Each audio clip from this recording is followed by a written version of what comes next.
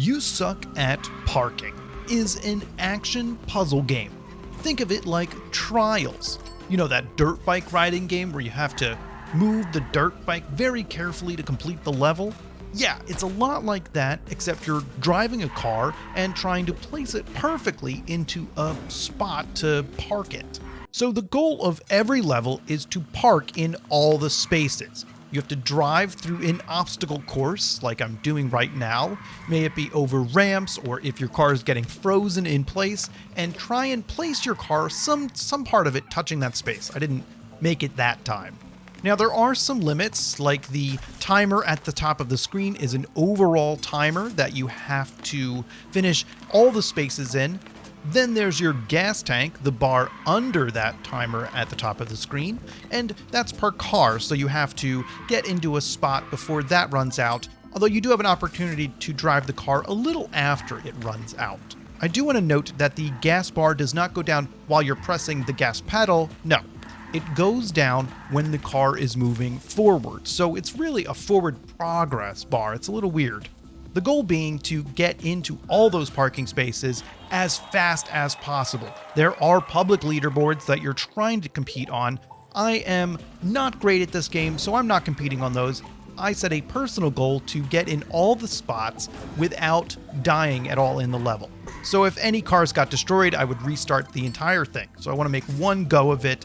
That way you get a perfect parking spot, and you can see those at the top in yellow, otherwise they're red.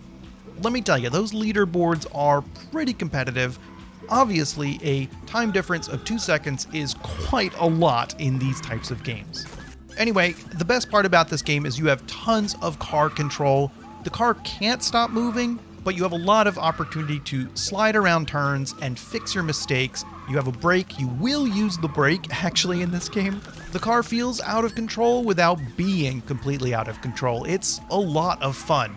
But that said, sometimes physics in this game is going to screw you over. You will be missing jumps and landing on things you shouldn't be. Okay, while there is a large single-player campaign with tons of levels, I'm pretty sure the developers want to push you to play online. Here, you match up with random people and try and park in all the spots as fast as possible. The time limit is pretty large, so you have many opportunities to do it, but you will learn the levels and get better at them as you play them over and over. There are probably some opportunities to shortcut certain things that you'll learn along the way, and so some players will eventually get better than others, but it's still a lot of fun. Keep in mind you will play 3 rounds of this, and where you place gives you a score amount, and whoever has the most score at the end wins. It doesn't really matter who wins, it's more about having fun. And while everyone's driving on the same map, you can't really screw with them in any obvious way, or any obvious consistent way. Sure, you can push them into exploding things or into obstacles, but there's so much time and opportunity, and once you complete everything, you're kicked out into watching. So I wonder how long this competitive mode will be interesting.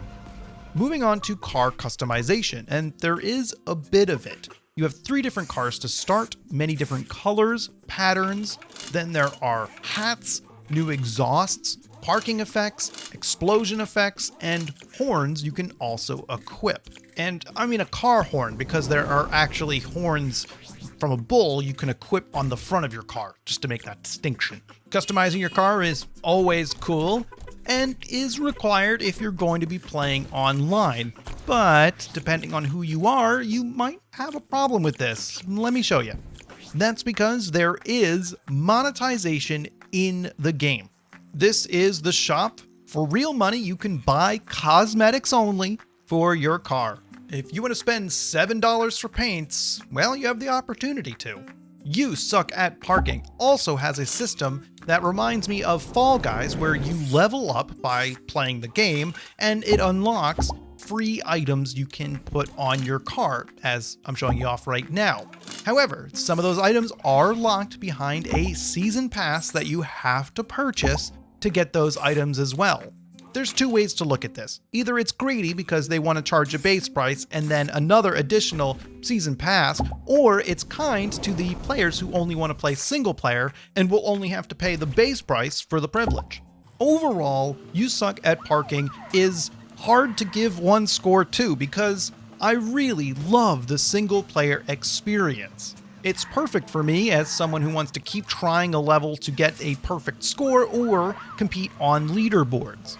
But I find the multiplayer to be a strange addition, and while it is fun, it's only fun to a certain point. I feel like I'm going to learn all the maps and not really want to play them anymore. In this current build of the game, there's no way to play with your friends. I also don't understand the monetization or why it's here either. With the comparison to Fall Guys, that game makes a lot of sense to me. There's a bunch of mini games, you're in there kind of having fun, goofing off. You Suck at Parking doesn't feel like that. It doesn't have the same vibe. Maybe it's me and time will prove me wrong, but this is my video and that's my opinion. Well, you've watched the video and you're considering subscribing. I highly recommend that. There's also a link to my Steam curator in the description below. See you later.